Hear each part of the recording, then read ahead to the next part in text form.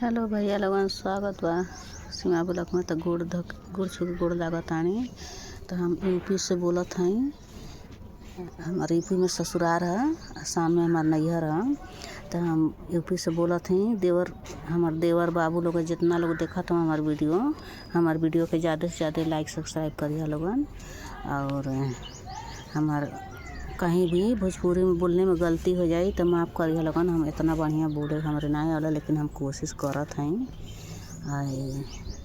रिंकी निषाद खानी भोजपुरी भाषा में बोलने के बहुत अच्छा बोलेली, बहुत अच्छा लगला हमके उनकर भोजपुरी भाषा। उतना अच्छा सबके बोले ना आवाला, हमके खुदे नहीं आवत।